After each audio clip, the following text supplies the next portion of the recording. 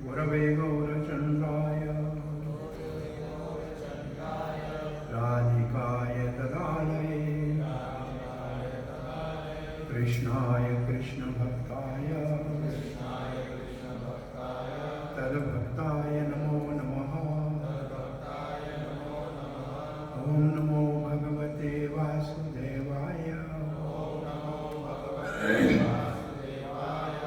ॐ नमो भगवते वासुदेवाय।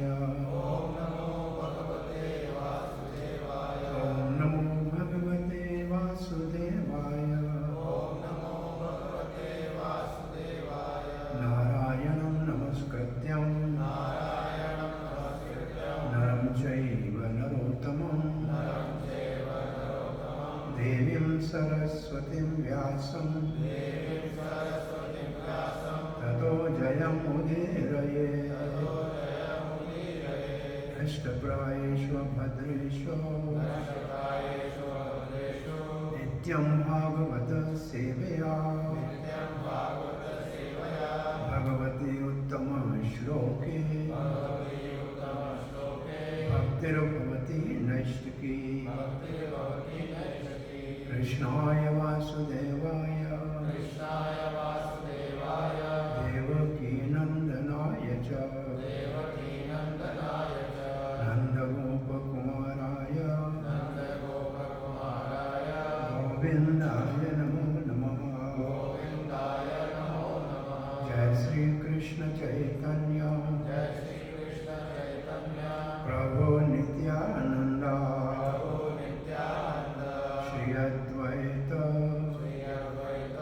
गदाधर शिवास आदि गौर भक्तवृंद। हरे कृष्ण कृष्ण हरे हरे कृष्ण कृष्ण हरे हरे हरे राम राम राम हरे हरे राम राम हरे हरे हरे कृष्ण। इस्कॉन के अंदर वेशु में प्रातः श्रीमद् भागवत के सत्संग में कार्तिक मास दामोदर मास में आप सबका हार्दिक स्वागत। हम श्रीमद् भागवत महापुराण के 10वें स्कंद के 7वें अध्याय के अंतर्गत परीक्षित महाराज के श्रवण, कृष्ण लीला के श्रवण के लाभों का वर्णन और श्रवण कर रहे हैं। विशेष लाभ अंतःकरण की शुद्धि होती है और उससे भगवान की भक्ति जागृत होती है और उसका प्रमाण है भगवान के भक्तों से मैत्री। और फिर 3 महीने की आयु के बाद कृष्ण जो एक चमत्कारी अपने उत्थान उत्सव के समय सारे गोपी गणों को और नंद आदि गोपों को जो आनंद चिन्मय रस का अनुभव कराते हैं, विस्मय रस का अनुभव कराते हैं, अद्भुत रस का अनुभव कराते हैं, उसके अंतर्गत कंस के भेजे हुए शक्टासुर नाम के असुर का उद्धार करते हैं। इस प्रसंग में हमने कल शक्टासुर को भगवान श्री कृष्ण के कोमल चरण का स्पर्श हुआ, चक्रा आकाश में उड़ा, धड़ाम से धरती पे गिरा, उसके ऊपर रखे हुए सोने चांदी के बर्तन जिनमें दूध दही मक्खन आदि गोपों का धन रखा हुआ था बिखर गया। बहुत बड़ी ध्वनि हुई और पहले यशोदा मैया और फिर सब गोपियां विस्मित होके आश्चर्यचकित होके देखने लगी ये कैसे हुआ। और तब तक नंद आदि गोप भी वहाँ आ गए और एक दूसरे से अब चर्चा कर रहे हैं कि ये छकड़ा कैसे किसी बेल ने जिसको धक्का दिया, कोई भूत प्रेत आया, कुछ ग्रहचारी है, क्या कारण है, ये आपस में विचार कर रहे हैं। तो ये श्लोक कल हमने पढ़ा था, यहाँ से हम आगे बढ़ते हैं। दृष्ट्वा यशोदा प्रमुखा व्रज स्त्रिया, जो प्रमुख रूप से यशोदा और दूसरे जो ब्रज की स्त्रियां उत्सव में आई हुई थी, उन्होंने देखा, क्या देखा, उत्थानी कर्म समागता, जो सारे घर में उत्सव के लिए आए थे। नंद आदि अद्भुत, नंद आदि भी गोप जो माताओं के जो स्त्रियों के उत्सव में नहीं थे लेकिन बाहर वो अपने घर के आंगन में जहीं भी बैठे थे, वो सब उन्होंने अद्भुत, ये अद्भुत चीज देखी। अद्भुत एक रस है जो स्थायी रस है, उसका पोषण करता है। स्थायी रस है वात्सल्य, उसमें अद्भुत रस उसको और मीठा बनाता है। जो 5 स्थायी भाव हैं, शांत, दास्य, सखा, वात्सल्य और माधुर्य, उनके साथ 7 और जिसको कहा जाता है, नहीं संचारी दूसरी बात है, उसको कहा जाता है सहयोगी या उसको सेकेंडरी भाव। 7 सेकेंडरी हैं, तो 12 मिला के सब भाव हैं। तो ये 12 में एक अद्भुत भाव है जिसमें विस्मित में हो जाते हैं। रौद्र भाव है, गुस्सा आ जाता है, मतलब ऐसे भगवान की कोई ऐसी लीला देखे क्रोध आ जाए, जैसे यशोदा मैया को कहो कान पकड़ के बंधने के लिए क्रोध आता है, तो ऐसे वीर रस है। तो ये रसों में ये अद्भुत रस उनका है। दर्शन अनुकूल, दर्शनाकुला, आकुल, आकुल का मतलब व्याकुल भी है, व्याकुल भी हुए, और आकुल का अर्थ है कि प्रेमाकुल हो गए, दोनों आकुल हो सकते हैं। एक तो आश्चर्य ये हुआ कि व्याकुल हुए, इतना बड़ा दुर्घटना कैसे घटी, और इतना प्रेम उनका उमंड आया कि हमारे बच्चे को कुछ हो तो नहीं गया। तो आकुल के दोनों भाव हैं, एक भय भी, व्याकुलता भी, और अतिशय प्रेम से भी आकुलता होती है। तो कथम स्वयं वही शक्तम, अपने आप ये छकड़ा कैसे गिरा होगा, इसलिए छकड़े के अपने गिरने की तो कोई संभावना नहीं है, कैसे गिरा। और फिर ऊचो अव्यवस्थिता मतिम गोपान गोपी च बालका रुद्धतानेन पादेन क्षिप्तम एतन्न संशयः। ऊचूर का मतलब आपस में बातचीत कर रहे थे, पूछ रहे थे। अव्यवस्थित मति, उनकी मति जो थी, बुद्धि जो थी ना, वो अव्यवस्थित थी। मति कोई निर्णय पे नहीं पहुंची थी। क्या हुआ इसके अंदर, वो किसी बेल ने तो नहीं मारा, बड़े बड़े बेल है, किसी ने बेल ने तो नहीं मारा, किसी ने ऐसे कहा दूसरे नहीं, कोई भूत प्रेत तो नहीं इसमें घुस गया, कोई ग्रहचार तो खराब नहीं हो गया। तो ऐसे आपस में उनकी मति अव्यवस्थित है, व्यवस्थित मति नहीं है, व्यवस्थाएं आत्मिका बुद्धि नहीं है, अव्यवस्थित आत्मिका बुद्धि है। तो ये भगवान के विषय में अव्यवस्थित आत्मिक बुद्धि हो गई। गोपान गोपी च, गोप और गोपियां आपस में चर्चा कर रहे थे। तो जो बालक कहा, वहां जो बालक खड़े थे छोटे, वो कहने लगे, रुदंत रो रहा था, अनेना, यही और कोई नहीं, कोई भूत प्रेत नहीं आया, कोई बेल नहीं आया, अनेना, ये रो रहा था, पादे न, इसने अपना पांव, क्षिप्तम, ऐसे उछाला, एतन न, इसमें कोई संशय नहीं है, इसकी लात से ये छकड़ा गिरा, ये इसका काम है, और कोई नहीं आया, हम यहां खड़े हैं और ये साक्षी दे रहे हैं। और इसके ऊपर प्रभुपाद की तात्पर्य में विशेष रूप से लिखा है। तो ये भूत या प्रेत के रूप में सक्टासुर, जिसको देखा नहीं जाता था, जिसका अपना कोई, प्रभुपाद लिखते हैं पहले भूत की परिभाषा कि भूत वो होता है जिसको स्थूल शरीर नहीं होता है, और सूक्ष्म शरीर में अपनी इंद्रियों का भोग करने के लिए किसी भी व्यक्ति के शरीर में प्रवेश करता है और उसके इंद्रियों से भोग करना चाहता है। तो ये जो सक्टासुर नाम का असुर था, ये इस छकड़े में प्रवेश करके कंस के आदेश से छकड़े के नीचे कृष्ण को दबा के मारना चाहता था। और प्रभुपाद जी फिर लिखते हैं, भगवान के लिए भले भगवान 3 महीने के हो, कोमल अंग हो, परंतु ब्रह्म संहिता में लिखा है, अंगानि यस्यः सकलेन्द्रिय वर्तिमन्ति पश्यन्ति पान्ति कलयन्ति चिरं जगन्ति आनंद चिन्मय सदोज्वल विग्रहस्य गोविंदमादि पुरुषं तमाम भजामि। भगवान के सारे अंग, सब अंगों का काम कर सकते हैं। ये भगवान का उज्ज्वल रस आनंद चिन्मय को लेकर प्रभुपाद ने तात्पर्य लिखा है। इसमें अंगानी का तो ऐसे ही लिखा है, नीचे लिखा है, भगवान को इस लीला करने में आनंद आया, उसको कहते आनंद चिन्मय रस का भगवान ने अनुभूति की। मामा ने भेजा था खिलौना, हमने लात से उड़ा दिया, ऐसे मामे ने पहले हेलीकॉप्टर भेजा, वो पूतना आकाश से आई थी, उसके प्राण निकाल दिया मामा ने। अभी मामा ने ट्रक भेजा था तो ट्रक को तोड़ दिया। कल मामा फिर एक ऊपर आकाश में उड़ाने वाला भेजेंगे, तृणावर्त, उसको भी घुमाएंगे। तो मामा के खिलौनों को तोड़ रहा है तो उसका आनंद ले रहा है, तो वो आनंद चिन्मय रस है। और फिर सिद्धांत प्रभुपाद ये स्थापित करते हैं कि जो भक्त आनंद चिन्मय रस के स्तर पे हैं, वो ही इस लीला का आनंद ले सकते हैं।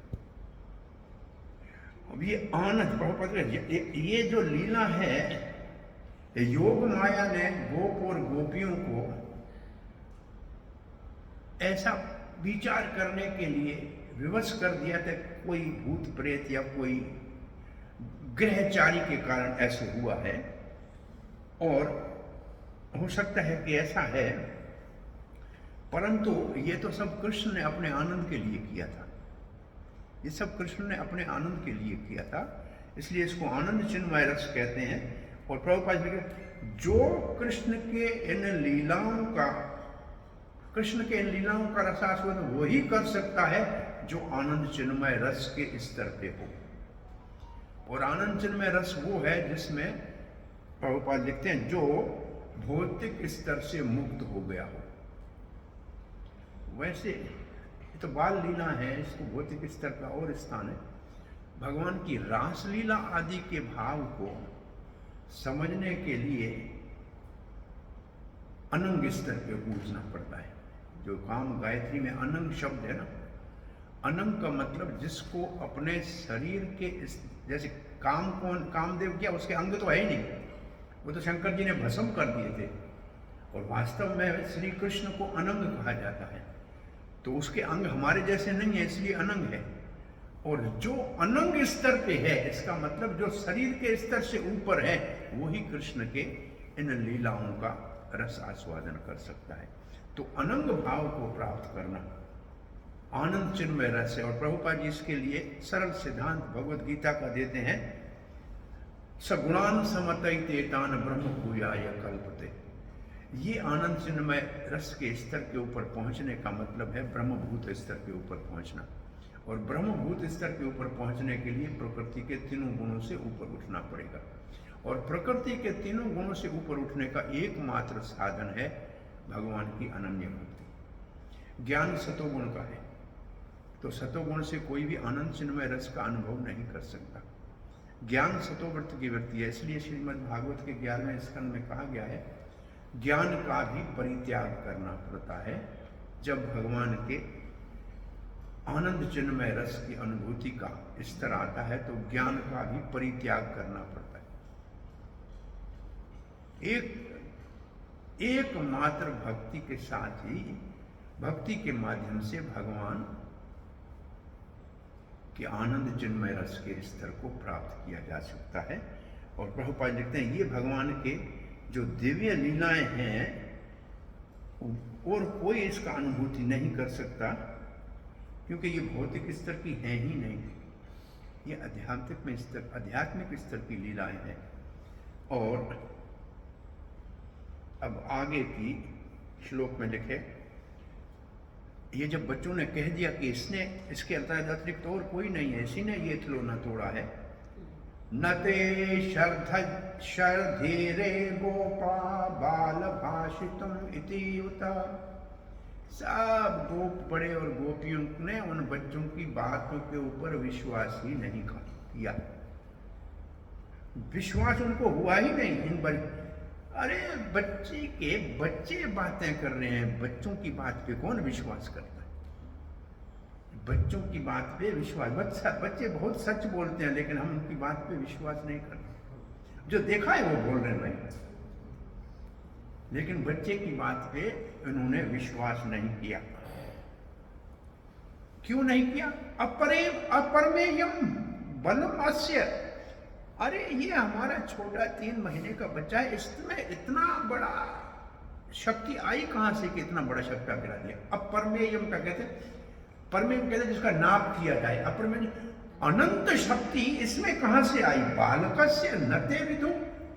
ये हम जानते हैं कि इस बच्चे में इतनी शक्ति कहां से आई, ये इस बच्चे का काम नहीं हो सकता। ये तो बच्चे हैं, कुछ भी कहते हैं, इसमें क्या है? ये बच्चे 2 बार बच्चों ने ऐसे कहा है, एक और लीला में बच्चों ने भी ऐसे कहा है, लेकिन किसी ने, जब यमुना अर्जुन वृक्ष गिरे थे तब भी बच्चों ने कहा ये इंद्र इसके बीच से गया था और खींचा था तब गिरे था। ये इतने बड़े वृक्ष से गिरेंगे, इतने आंधी तूफान आए कभी नहीं गिरे। बच्चों की बात को कौन विश्वास करते? बच्चे सच बोलते हैं वास्तव में, लेकिन कोई विश्वास नहीं करता है। श्री जीव गोस्वामी लिखते हैं विशेष रूप से, इसमें ते शब्द 2 बार आया है। श्लोक में देखिए ते शब्द 2 बार है, ते न ते और फिर न ते 2 बार आया है। ये 2 बार ते शब्द से पहला जो ते है वो है इसके असीम शक्ति का आश्चर्य, और दूसरा है अतिशय प्रेम के कारण।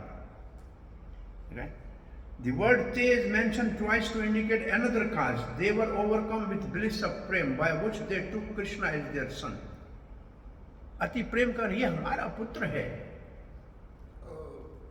ये उनका भाव है। और इसके लिए फिर एक श्लोक उद्धृत किया है कि ऐसे बलराम जी को भी प्रेम के कारण आश्चर्य हुआ था जब विदर्भ देश से आए हुए ब्राह्मण ने कृष्ण को रुक्मणी का संदेश सुनाया, तो रात रात में श्री कृष्ण उस ब्राह्मण के साथ दारूक को बुला के रथ के ऊपर चढ़ के कौंडनीपुर चले गए। सुबह उठते ही बलराम जी को ऐसे ही अति प्रेम के कारण भय लगा कि वहां इतने हमारे असुर, जरासंध आया होगा, शिशुपाल, दंडवकर, विदुरथ आदि, तो एक अक्षुणी सेना लेके कृष्ण की रक्षा के लिए चला गया। इसका मतलब अति प्रेम के कारण विह्वल हो जाते हैं, वो भगवान की भगवत्ता को देखना ही नहीं आते। इसको एक अन्य सुखदेव गोस्वामी ने इस अति प्रेम की परिभाषा दामोदर लीला के उपसंहार में दी है। आप में से कोई बता सकता है कि दामोदर लीला सुखदेव महाराज ने कहना क्यों शुरू की? वो क्या स्थापित करना चाहते थे?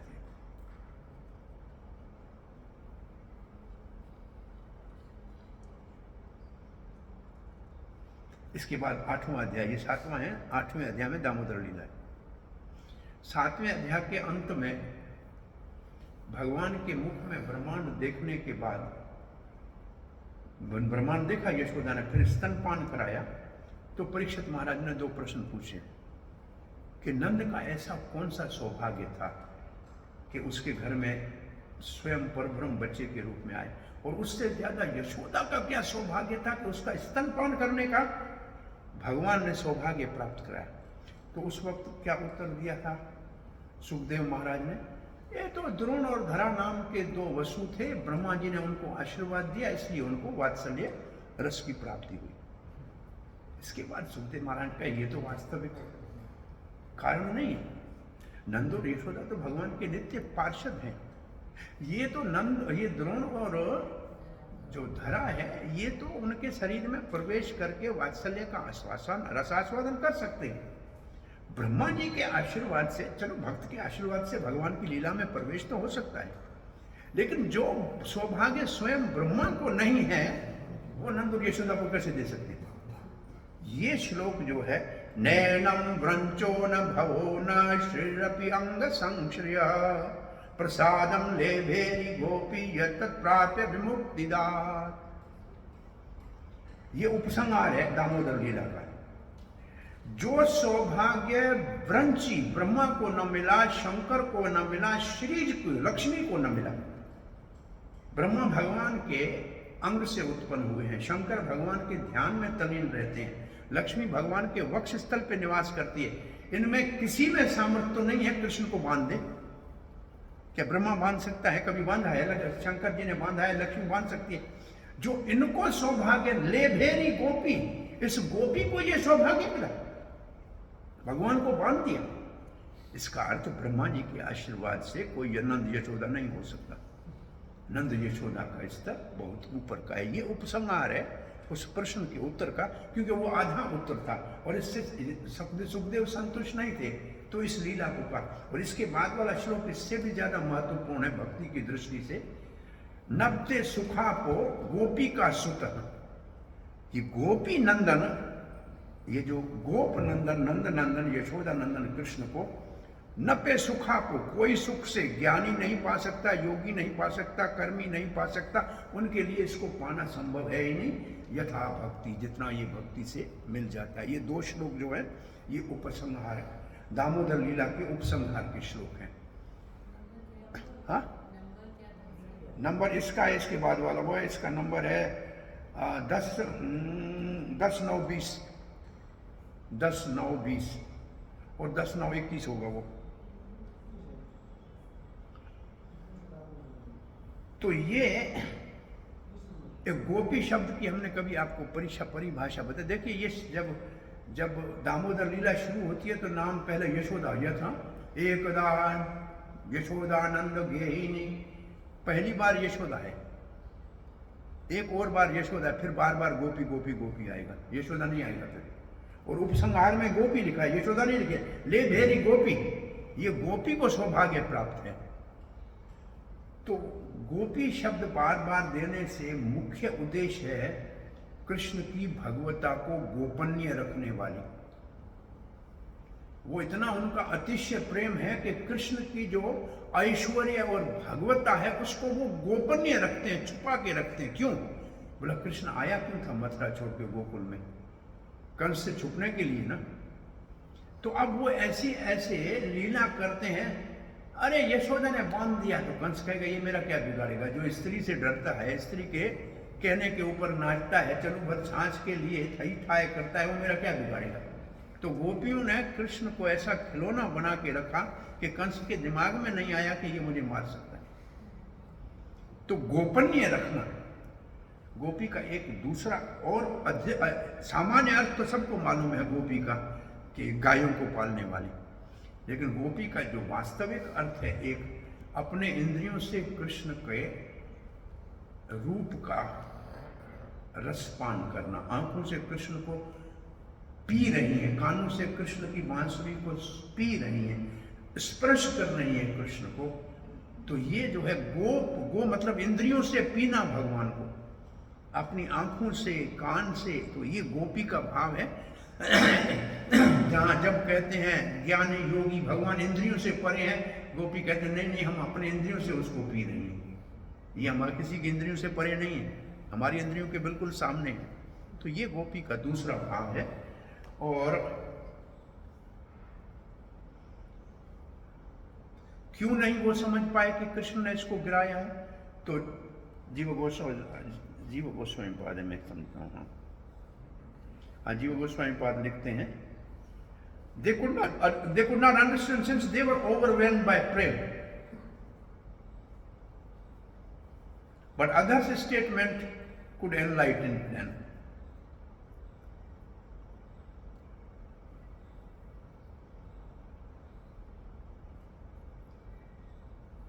अति प्रेम के कारण। इसके लिए एक और उदाहरण कभी हमने आपको दिया होगा।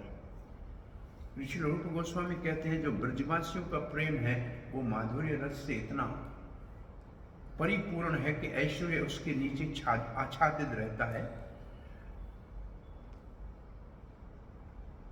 वो विकसित नहीं होता है। आश्चर्य लगता है लेकिन फिर एकदम जैसे दिए की बत्ती ऐसे ऊपर जाके फिर बुझ जाती है, वो दिखाई नहीं देता है। तो उसका एक उदाहरण दिया है, कभी आपको हमने दिया है याद हो तो। पहले दान में गुप्त दान दिया जाता था। गुप्त दान की परिभाषा ये है कि अब सर्दी के मौसम में कोई ब्राह्मण घर में आया तो उसको 1 किलो गुप्त दान, 1 किलो घी तो दे दिया, दिखावे में तो घी दिया, घी तो था जमा हुआ, उसके अंदर 10 ग्राम सोने का सिक्का डाल दिया। अब जमे हुए घी के अंदर सोने का सिक्का दिखाई तो नहीं देगा ना, वो तो गुप्त दान है। वो घर जाके जब घी को गर्म करेगा, सोने का सिक्का देखा के तो घी की वैल्यू तो खत्म हो गई ना, अब घी का कोई महत्व तो नहीं रहेगा, सोना मिल गया। तो ये हम जो सामान्य द्वारका आदि के भक्त हैं, हमारी नहीं द्वारका आदि के भक्त हैं ना, वो जब भगवान कोई आश्चर्य दिखाते हैं तो उनका घी पिघल जाता है, और घी पिघल जाता है तो उनके अंदर उनको भगवता दिखाई देती है। लेकिन ब्रजवासियों का घी कभी पिघलता ही नहीं है, अंदर सोना भले 100 ग्राम पड़ा हो उसको वो घी ही समझते हैं। कोई घी पिघला ही नहीं घी, इसका मतलब वो आश्चर्य से अभिभूत होते ही नहीं है। उनका माधुर्य इतना प्रबल है कि आश्चर्य संकुचित रह जाता है। तो घी जो है ब्रजवासियों का हमेशा। लेकिन दूसरा गुप्तदान आप मत लेना साधा चरण, वो सुनाया था, याद है आपको? मंदिर के निर्माण के लिए किसी बड़े सेठ के पास गए तो सेठ गाड़ी में जा रहा था, बोला कैसे आए हो? बड़े लोग आज सब भक्त लोग, बोला मंदिर का निर्माण हो रहा, कितना पैसा चाहिए? अब जो कोई ऐसा प्रश्न पूछता है ना, मांगने वाला मर जाता है कि अब कितना मांग। ऐसे कहने वाले के सामने तो बड़ी संकट उठा जाए, 5 लाख को हम 2 कितना 10, आज पार्टी तो बड़ी है। और वो उस वक्त आप कह नहीं पाओगे, फिर कहना चाहिए प्रोजेक्ट तो 50 करोड़ का है, आपकी जो श्रद्धा है वो दे दो, कम से कम मुंह तो बड़ा खोलना चाहिए। हाँ हाँ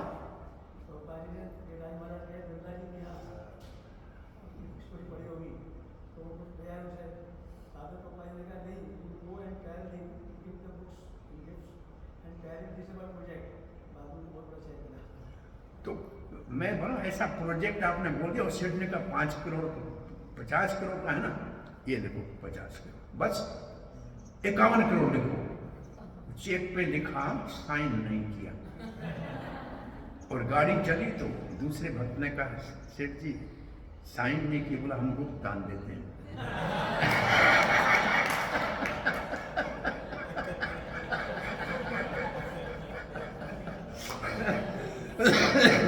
ये गुप्त दान वाले, दुनिया वाले ऐसा गुप्त दान देते हैं, सिर्फ ले जाओ साइन नहीं करेंगे।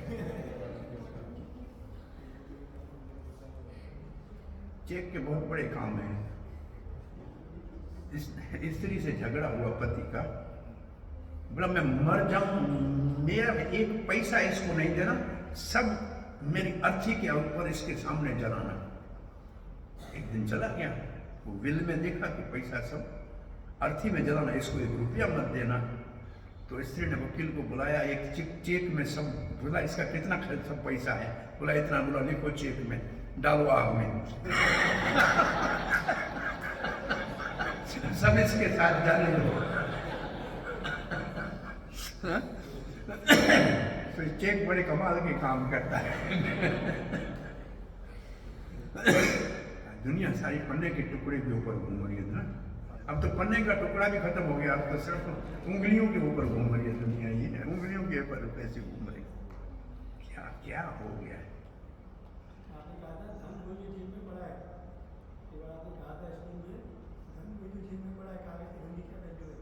धन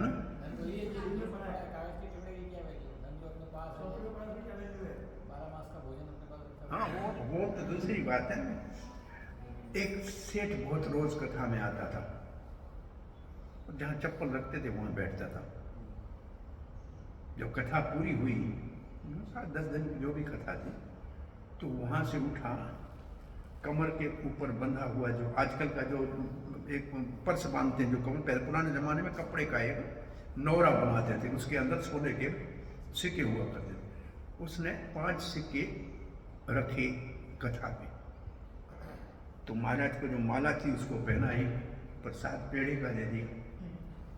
तो सब लोग देख के आश्चर्यचकित हुए, बोला महाराज लालची है, पैसे के 5 सोने के सिक्के देखा है, तो इसको माला भी दे रहा है, पेड़े भी दे रहा है, कथा तो हम आगे बैठ के सुनते हैं, वो तो पीछे बैठा होता था। तो कोई तो बिल्कुल ऐसे था सीधा कहने वाला, बोला महाराज ये क्या। महाराज ने कहा बेटा देखो, धन तो इसके पास 7 दिन से पड़ा था ना, कभी बुलाया? आज इसने धन का त्याग किया है, उस त्याग का सम्मान है, धन का सम्मान नहीं। धन तो कल भी इसके पास पड़ा था, धन का सम्मान होता तो कल भी देता ना। आज इसने धन का त्याग किया है, जो धन का त्याग किया है करता है, वो भगवान को दिया तो भगवान के तब की ओर से सम्मानित होता है। तो वास्तव में त्याग का सम्मान है, धन का नहीं है, त्याग का सम्मान है इसका। संत, 2 संत नदी के किनारे खड़े थे, बोला पार कौन जाएगा नदी के? बोला जो हाथ ऐसे करेगा वो पार जाएगा। इसका मतलब जो पैसा देगा वो पार जाएगा। तो दुनिया से पार वो जाएगा जो त्यागी होगा, वैरागी होगा, जिसको देने का। अभी देने वाले को ही देवता कहते हैं, उदारता से। तो ये तो भगवान यशोदा दे रही है दुनिया को, हम सबको यशोदा इन लीलाओं के द्वारा कृष्ण दे रही है। इसलिए यशोदा का नाम है एकदा। वैसे एकदा का अर्थ है एक समय की बात है, लेकिन एकदा का अर्थ है एक को देने में समर्थ। एक को देने में समर्थ का मतलब ऐसे बच्चा किसी का गोद में हो और आप कहोगे अरे मेरे को बच्चा दे दो, तो वो दे सकती हो ना, क्या ले लो। तो ऐसे यशोदा की गोद में कृष्ण है और कोई जाके कहे मेरे को दे दो तो दे देगी। उसका कहते हैं एकदा, एक को दे सकती है। जो एक को देने में समर्थ है वो एकदा है। तो अब आगे का श्लोक पढ़ते हैं। रुदंतम सुतमादाय यशोदा ग्रह संकिता कृत स्वस्त्ययनम विप्रही सुक्तई स्तनम उपायत। बच्चे को रोता हुआ देखा। पहले तो ये सब साधनों के बच्चे को चोट तो नहीं लगी, ये बड़ा आश्चर्य हुआ, इतना बड़ा छकड़ा गिरा, उल्ट हो गया, सब कुछ बिखर गया, बच्चे को खराश तक नहीं आई। ये एक बड़ा विस्मय था। परंतु बच्चा तो रो रहा था। सबको जो देखा तो रोते हुए बच्चे को देखा, यशोदा को संकित रहा, उसको संदेह हुआ कि कोई ग्रहचारी खराब तो नहीं हुई।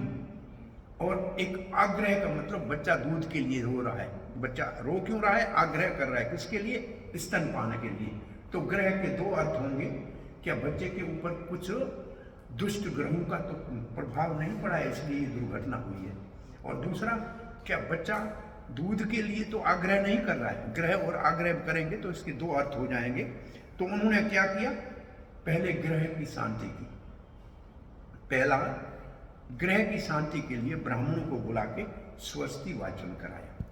और फिर आग्रह बच्चे का रोने का था, उसके लिए वो किससे कराया? सुक्त ही, जैसे पुरुष सुक्त। ये सुक्त, ये वेदों में मंत्रों के समूह को जो है शुक्त कहते हैं। और शुक्त इकट्ठे होते हैं तो संहिता बनती है।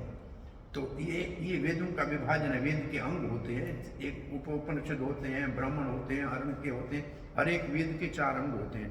तो उसमें श्लोकों के समूह को सुक्त कहते हैं। ब्रह्मा क्या कहते हैं? पुरुष सुक्त। तो सुक्त का मतलब मंत्रों का समूह, और सुक्तों का समूह हो जाए तो संहिता कहते हैं। तो ये ऐसे सुक्त, पुरुष सुक्त आदि का वाचन कराया। और फिर दूसरा जो संकेत है, बच्चा दूध के लिए रो रहा है तो उसको दूध पिलाया। और फिर अब बच्चे का तो समाधान हो गया। अब वो जो छकड़ा गिरा था उसको ठीक करने का काम करके और उसकी पूजा की गई। पूर्ववत स्थापित गोपई बलि भी सपरिच्छिदं विप्राहुतार्चां शुक्रो ददहि अक्षः कुशाम्बवी। जो अस्त व्यस्त हो गया था पहले, जैसे था छकड़ा, ऐसे उसको वापस लेने के लिए बड़े बड़े जो बलिष्ठ गोप थे वो आए, उन्होंने वापस रीअसेंबल किया, उसको ठीक किया, सामान ऊपर रखा। फिर ब्राह्मणों को कहा होता है वो यज्ञ करो, और यज्ञ करके फिर दही, अक्षत चावल, कुछ घास, जल से वो छकड़े का पूजन किया। कोई भूत प्रेत है तो इसमें से निकल जाए, जैसे प्रभुपाद ने लिखा है, जो गोपों का रवाज था ऐसे उन्होंने उसका पूजन किया। और उस पूजन करने के लिए सनातन जुवा गोस्वामी कहते हैं, उस पूजन के बाद यशोदा ने उसी छकड़े के नीचे बच्चे को निर्भय होकर सुला दिया, वहीं सुला दिया। और ब्राह्मणों ने यज्ञ किया, ओम भूर्भुवः स्वः ऐसे कह के यज्ञ किया। और अब ये श्लोक पूर्णाहुति के श्लोक हैं। ये है श्लोक 13, 14, 15। ये श्लोक कहते कैसे ब्राह्मण बुलाए थे। ब्राह्मणों के लक्षण, जिनके वाचे हुए, जिनके वाक्य से निकले हुए श्लोक कभी निष्फल नहीं जाते, उन ब्राह्मणों के लक्षण है। ये असूया, जो किसी से ईर्ष्या नहीं करते। पहले ब्राह्मण का लक्षण है जो किसी से ईर्ष्या नहीं करते। आनृता, आनृत का मतलब झूठ नहीं बोलते, सत्यवादी है। मैं एक महाराज की अपनी कथा सुन रहा था। अभी तो बहुत बड़े प्रसिद्ध है, ये जो आप सब जानते हैं मेरे ख्याल में, राजेंद्र महाराज। वो कहते जब मैं बाल काल में स्टूडेंट में था तो मुझे कानपुर से मथुरा आना था, और गाड़ी का टाइम हो गया था। और कथा में एक टीटी बैठा था, बोला आप देर हो गई, टाइम नहीं है टिकट लेने का, आप चढ़ जाओ। तो मुझे अपने साथ उसने बिठा दिया रिजर्वेशन में। वो तो आगरा में उतर गया, दूसरे टीटी को कह के गया। जब मैं उतरा तो टीटी पता नहीं काम गया, मेरे को पुलिस वाला पकड़ के ले गया ऑफिस में। तो ऑफिस में बैठे, ऑफिस में इतना बड़ा मोटा तिलक लगाया है चोरी करने के लिए। गवर्नमेंट की चोरी करते हो, टिकट नहीं लेते हो। बोला, मैंने कहा आपके टिकट मैंने नहीं लिया है, ये तो सत्य है, पर तो आप टिकट के जो भी दंड है मुझसे ले लो, लेकिन मेरे तिलक और वेशभूषा का मजाक मत उड़ाओ, इसका उपहास मत करो। मैं आपको सत्य बताऊं वास्तव में। बोला क्या सत्य बताऊंगा? बोला सत्य ये है कि ऐसी स्थिति में एक टीटी मेरे को वहां से तत्काल टिकट लेने का समय नहीं था, साथ लाया, दूसरे के हवाले किया। अब यहाँ मैं उतरा तो पुलिस वाला ने मुझे पकड़ लिया। तो उसने कहा तो उसका मन बदल गया कि बात सच्ची कह रहा है, इसको तो इसने इसका टिकट लेने का न लेने का तो बात मत था, भाव ही नहीं था। तो फिर उसने कहा पुलिस वाले को, इसको क्यों पकड़ के आए? तुम्हें पता नहीं लगता कि बगैर टिकट की शक्ल कैसी होती है? अब तुम ऐसे करो, रिक्शे का किराया देके इसको वृंदावन भेजो, जाए इसको जान। तो मैंने बोला, मैंने आके अपने महाराज को कहा कि महाराज ऐसे मेरे से आज परिस्थिति होगी। महाराज ने देखो सच बोला तो छूट गया, अगर तुमने बोला होता नहीं नहीं मैं ऐसे स्टेशन पे खड़ा तो जेल में होता। तो सच बोला इसलिए छूट गया। हमारा पूर्ण रूप प्रभुपाद के शिष्य थे, गुरुकुल में पढ़ाते थे, वो गौशाला भी बाद में देखते थे। बोला मैं सिंगापुर से उस जमाने में 2 कंप्यूटर लेके आ रहा था एयरपोर्ट पे। तो उस समय में कंप्यूटर लाना एक से ज्यादा जो है वो कस्टम होती थी। उसने बोला क्या है, डिक्लेयर करो। उसने बोला, मैंने कहा declare it boldly my devotee never perishes. वो गीता का श्लोक बोल दिया। उसने कहा मैंने गीता का श्लोक बोल दिया, declare it boldly my devotee never perishes. कौन ते प्रतिजानी नमे भक्त प्रणश्यति। आश्चर्यचकित हो गए, क्या है डिक्लेयर क्या करे। तो ये तब गीता का श्लोक बोला कि जाओ महाराज। तो सच बोलने से कभी कभी आश्चर्य होता है, कभी हमको ऐसे वेशभूषा में पाकिस्तान के कस्टम में जाते भी कोई देखता है ना, तो हमारा पासपोर्ट नहीं देखता, अपना हाथ आगे करता है, महाराज इसमें क्या लिखा है। कई बार ऐसे हमने देखा है, तो बेचारा गया तो साइड में कहेगा, हमको डर लगता है साइड में क्या कहे, लेकिन वो कहता है हमारे घर में पत्नी से झगड़ा हो रहा है, बच्चा पढ़ नहीं रहा है। लोग बहुत समय है। ये आश्चर्य, कभी सच बोलना ब्राह्मण का काम है, सत्य बोलना। अनृत का मतलब झूठ नहीं बोलना। दंभ का मतलब दिखावा करना, जो नहीं है, आता पता जाता कुछ नहीं है, लेकिन अपने आप को बड़ा पंडित करके प्रभाषित करने, घोषित करे, ये दंभ है। जो न है उसको दिखाने का प्रयास करे। और ये प्रायः भक्त कब करते हैं? रात को। अब हम रात को लेट प्रसाद नहीं खाते, सुबह मंगल आरती जाना है, लेकिन देखते हैं माल तो बहुत अच्छा है, कहते हम रात को खाते नहीं है, लेकिन आप पैक करके दे दो, हम कल सुबह खा लेंगे। और गाड़ी में बैठ के ही खाना शुरू करेंगे।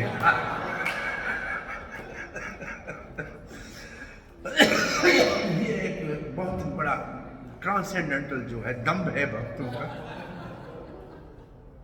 प्रभुपाद का जो संस्कृत ट्रांसलेटर था, उसका नाम था उपेंद्र, और उसको प्रभुपाद जी, पंडित जी, सब लोग पंडित जी कहते थे, प्रभुपाद जी बैंडित कहते थे, बैंडित डाकू, पंडित जी को बैंडित।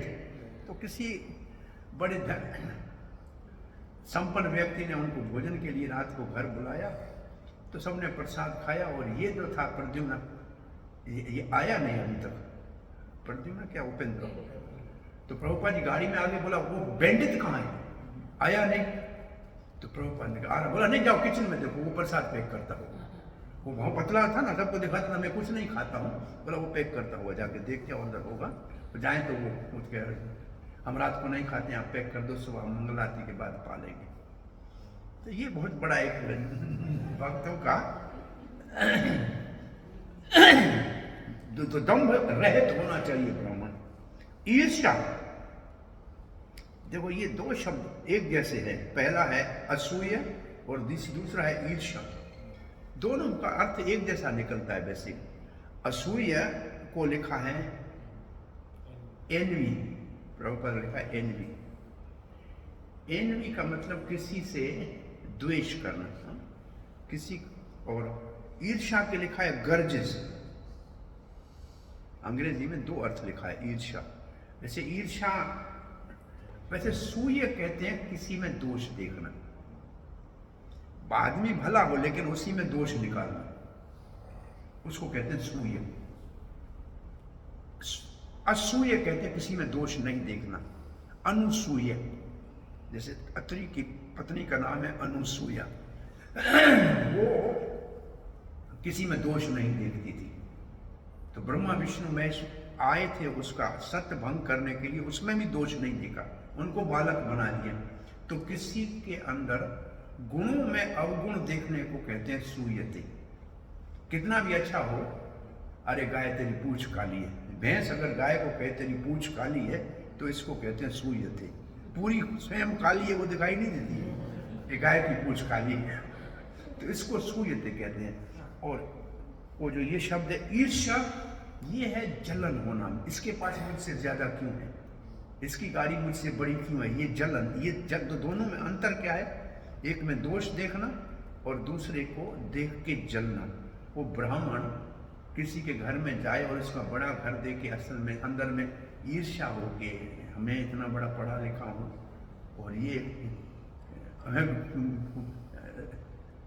कुछ नहीं जानता है लेकिन इतना बड़ा है, ईर्ष्या का भाव नहीं होना चाहिए ब्राह्मण में। विशेष ईर्ष्या, हिंसा, ब्राह्मण का काम है। हिंसा की एक परिभाषा श्रील प्रभुपाद ने अहिंसा की एक परिभाषा भगवत गीता में, सामान्य परिभाषा किसी पशु की हत्या नहीं करना, उसकी आगे की प्रगति को नहीं रोकना जो आगे बढ़ रहा है।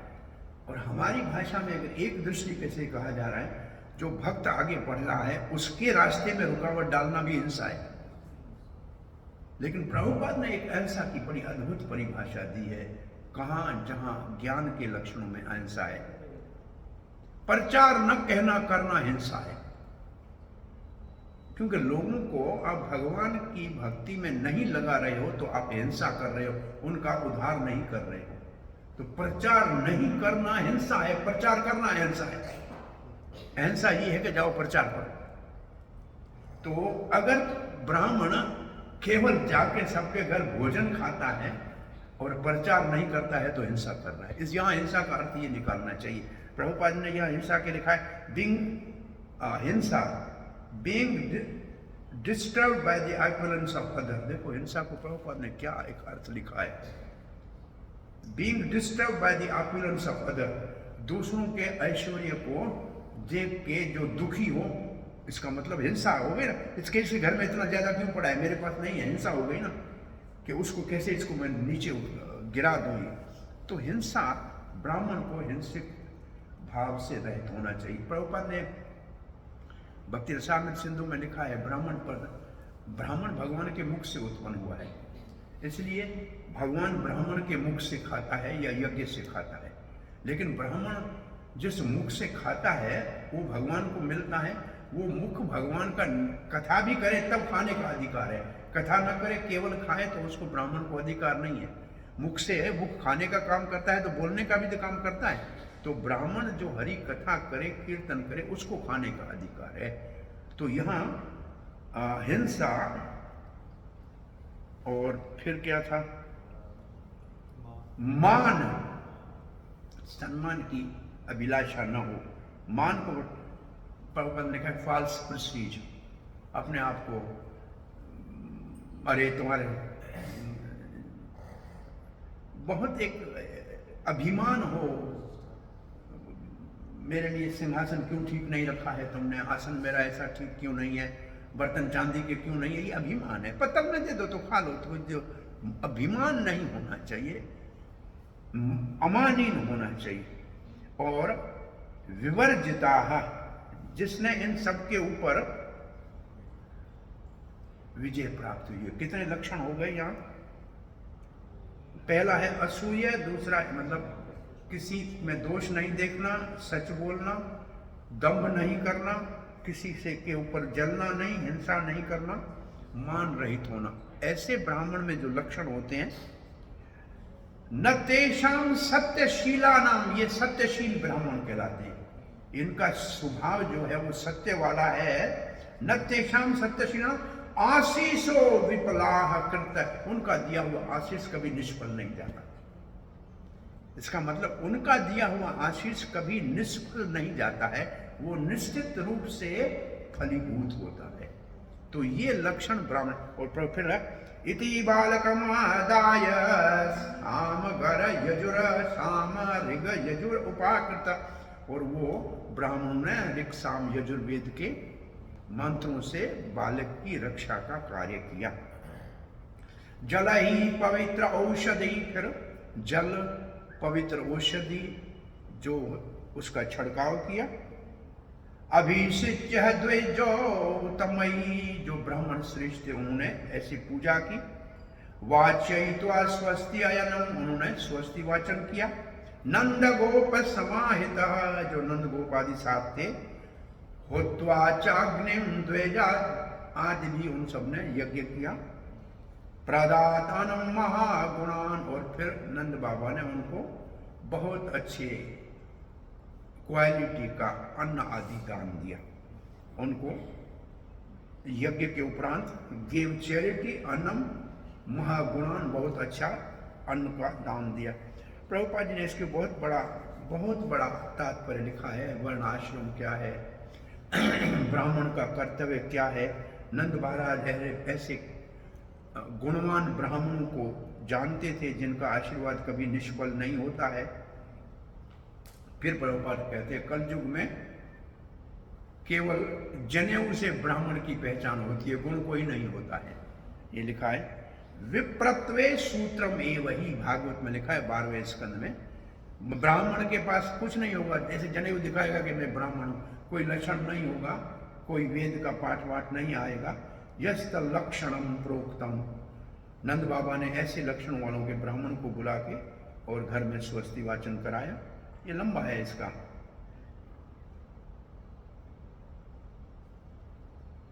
और फिर अन्नम अच्छा दिया, उसके लिए पत्रम पुष्पम फलम तोयम, प्रभुपाद ने लिखा है। वो अच्छा अन्न वो है जो भगवान को भोग लगा हुआ किसी को प्रसाद दे। और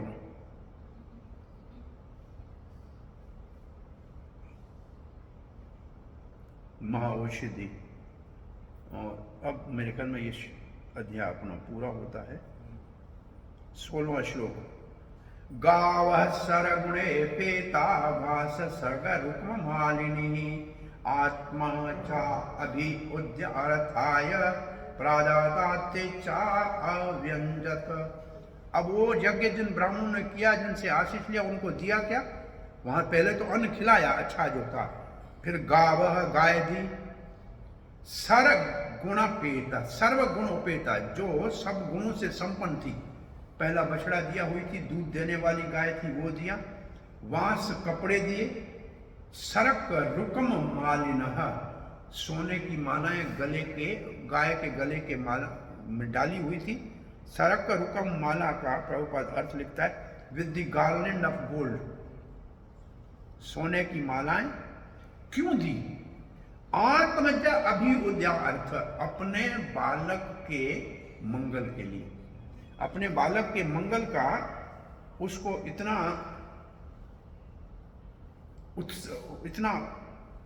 चिंता था। ये for the purpose of sons affluences, अपने बच्चे के सौभाग्य के लिए। तो बच्चे के सौभाग्य के लिए के ये सब दिया, प्रदादा दिया, च अंजहा, और उन्होंने उनको स्वीकार किया। अब दो सामने वाला ले नहीं तो, ये जो लास्ट वर्ड है ये बहुत अच्छा है। च अन्वय अंजुत, युंजत अनवय अंजुत, उन ब्राह्मणों ने उसको आदर के साथ स्वीकार किया, दिया नंद बाबा ने, और उन्होंने लिया। अब दो और कोई नहीं ले तो भी लाभ नहीं, तो लिया। और ये अब अंतिम श्लोक 16वां है। विप्रा मंत्र विदो युक्ता तैर यह प्रोक्ता सथा अथ आशीष ता निष्फलः भविष्यन्ति न कदाचित अपि स्फुटम। विप्र जो मंत्र विद है, जो मंत्रों को सिद्ध किया हुआ है, मंत्र जो रोज अपना, इसका मतलब एक ब्रह्म होता है अग्निहोत्री, रोज अग्निहोत्री करते, एक ब्रह्म होता है मंत्र सिद्ध होता है। इसका मतलब जो मंत्र जपता है, ये हमारे कृष्ण मंत्र जपते, इसका भी जब कोई करोड़ का जप अपने आप पूर्ण हो जाता है ना, तो अवाक सिद्धि आपकी हो जाती है, आपको पता नहीं लगता है, आप कहीं कुछ कहते हैं वो हो जाता है। ये अपने आप इसको कहते हैं मंत्र विदा, मंत्र सिद्ध हो जाती है। इसका हम कोई उपयोग नहीं करते हैं, लेकिन हम आश्चर्य लगता है, हमको हंसने की बात आ जाती है।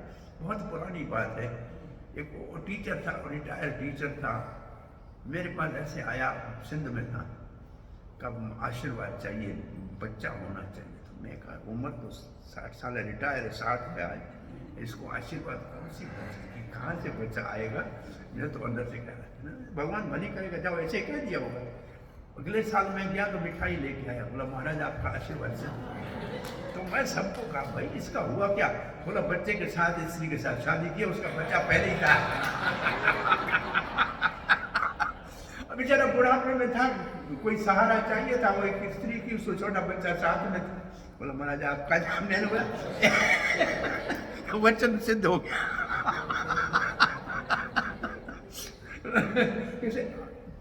हमें याद नहीं होता है, लेकिन ऐसे 100 बार हुआ होगा, लोगों ने कहा आपने ऐसे कहा था ना, ये हो गया, लोग ऐसे कहते रहते हैं।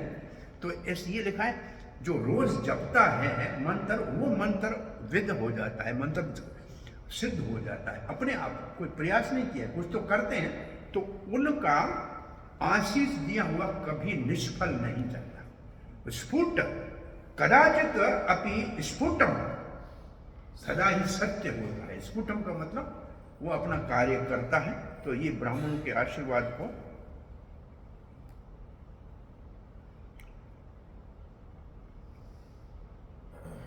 प्रभुपाद लिखते, जो ब्राह्मण ऐसे ब्राह्मण के गुणों से संपन्न होते हैं, उनके अंदर योगियों की सारी सिद्धियां अपने आप हो जाती हैं, उनके वचन कभी असत्य होते ही नहीं है।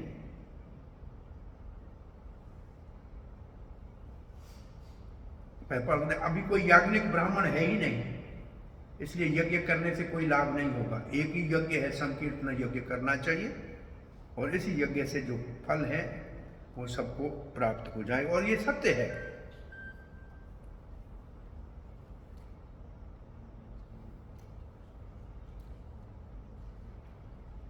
श्रद्धावान भजते यो माम समय युक्ततमो मतः। 17 श्लोक हो गया, कथा पूरी हो गई। अब दूसरी कथा शुरू हो रही है। एकदा आरूढ़म आरूढ़म, अगर चाहो तो आगे भागवत में यहाँ से आगे इसको दूसरा आदि तृणावत उद्धार का श्लोक आएगा, फिर मृदु भक्षण होगा। तो ये अध्याय पूरा करके, और इस महीने में आपका दामोदर वाला 8वां अध्याय भी हो जाएगा।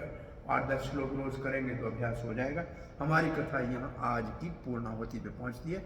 कल हमने आपको संक्षेप में कहा था कि वो जो शक्टासुर था कौन था, उसका ब्रह्म संहिता में प्रश्न पूछा है, को अयम पूर्वम तो कुशली दैत्य उत्कच नाम। ये उत्कच पहले कौन था? बोला ये हिरण्यकश्यप का बेटा था। इसने लोमश ऋषि के आश्रम में जाके पेड़ काटे थे, इसलिए लोमश ऋषि ने क्रोधित होकर इसको तुम प्रेत बन जाओ, बिना शरीर के रह जाओ, श्राप दे दिया था। तो उसका शरीर ऐसे उस वक्त छूट गया जैसे नाग सांप अपना केचुआ छोड़ता है। तो उसने चरणों में गिर के लोमश ऋषि को कहा कि मेरा उद्धार करो, मुझसे अपराध हो गया है, मुझे क्षमा करो। तो उसने कहा फिर आपको ये लिखा है, तम दृष्टवा स्थूल देह, उसका स्थूल गिर गया, और फिर वो प्रणाम करके प्रार्थना करना लगा कि मेरा उद्धार कैसे होगा। और तब उत्कच ने ये कहा, हे मुनि, हे कृपा सिंधु, कृपा कुरु मामा पुरी, हमारे ऊपर कृपा करो, आप दयालु हो, और देहम में देही ते प्रभु, मेरे को वापस शरीर दे दो, क्या करूं मैं, आपने ऐसे किया है। तो गर्गन सेन मिल गए। नारद कहते हैं, तदा प्रसन्न समुनि दृष्टुम नयसाचतम विदेहे सताम रोषो अपि वरदो वरो मोक्ष अर्थो दह किम। भले ऋषि कोई क्रोध में वर भी दे, उसका मुक्ति का ही कारण बनता है, किसी का अहित संत के द्वारा नहीं होता है। तो फिर श्री लोमश वाच वात देह तो ते भय भूयाद, आपका अब हवा का शरीर रहेगा, हो गए सूक्ष्म शरीर में। और फिर विवस्था अंतरे, विवस्थो मनु, 7वें मनु का जो द्वायुपुर का अंत होगा, तो उस समय भगवान के चरणों का स्पर्श होगा, बाल लीलाओं का दर्शन होगा, तब आपका उद्धार होगा। तो ये भगवान के चरण के स्पर्श से इसका उद्धार हुआ शक्टासुर का। तो ये शक्टासुर के पूर्व जन्म की कथा यहाँ लिखी है। नारद कहता है, in this way power of the Lomus Muni gave liberation to the demon Utkach. I offer respectful obeisance to saintly devotees of the Lord who have the power both to bless and to curse. साधो नमोस्तुते न्यूनम समर्थ वर शाप योग। शाप भी दे सकते हैं, वर भी दे सकते हैं। ऐसे नारद जी ने नल कुबेर को शाप भी दिया और वरदान भी दिया, ऐसे लोमस ने यहाँ वर और शाप को दिया। तो यहाँ ये उत्कच की कथा ऐसी है, कथा पूरी होती है। हरे कृष्ण, बहुत बहुत धन्यवाद आपका। हमने कथा भगवान की सुनने के लाभ और एक ही लीला का 3 दिनों में श्रवण किया। हरे कृष्ण। श्रील प्रभुपाद की जय। गौर भक्त वृंद